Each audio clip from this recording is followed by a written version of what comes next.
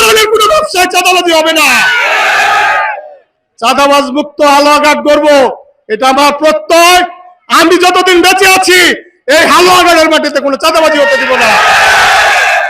আপনারা যে সম্মান, যে ভালোবাসা, যে সাহসিকতা আপনারা দেখিয়েছেন, সেই জন্য আপনাদের কাছে আমি চিরকৃতজ্ঞ থাকব।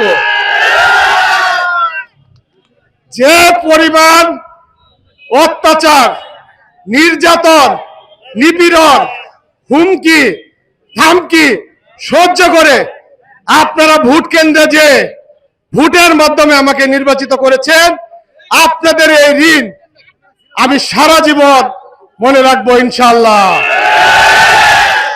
প্রিয় ব্যবসায়ী বৃন্দ, আপনারা নিশ্চিন্তে আপনাদের ব্যবসা পরিচালনা করেন। এই হালুয়াঘাটে এবং আমাদের পার্শ্ববর্তী ধুবরা থানায় ইনশাআল্লাহ কোন ধরনের চাঁদাবাজি আর হতে দিব না। আপনারা ভয়ে ঘর থেকে বের হন না, এই ধরনের হালুয়াঘাট আর তৈরি হতে দিব না। যারা এগুলা করেছেন তাদেরকে আমি সাবধান করে দিচ্ছি। গুন্ডামি অনেক দেখিয়েছেন, আমার সাথে গুন্ডামি দেখিয়ে লাভ নয়। বহুত বড় বড় গুন্ডা পার করে আজকে এই জায়গায় এসেছি। আপনারা ভালো হয়ে যান। আপনারা আমাদেরকে বলেছিলেন 12 তারিখের পরে হালুয়াঘাট থাকতে দিবেন না।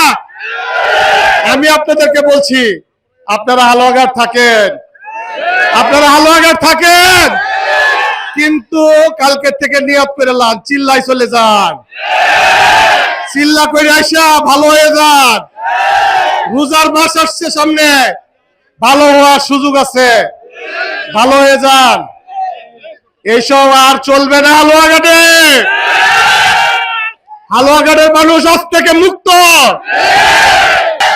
কোন ধরনের কোনো ব্যবসায় চাঁদাবাজি হবে না। চাঁদাবাজ মুক্ত হালুয়াঘাট করব, এটা আমার প্রত্যয়। আমি যতদিন বেঁচে আছি এই হালুয়াঘাটের মাটিতে কোনো চাঁদাবাজি হতে দিব না। আপনারা সকলেই ভালো থাকবেন, আমার জন্য দোয়া করবেন।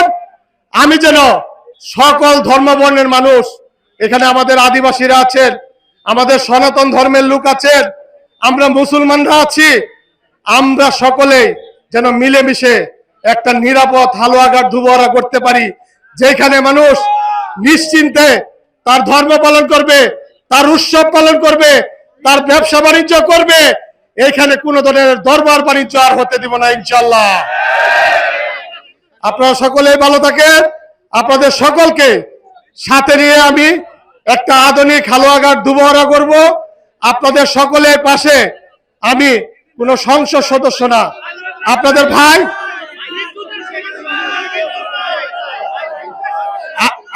আপনাদের ভাই হিসেবে, আপনাদের বন্ধু হিসেবে আপনাদের পাশে থাকতে চাই।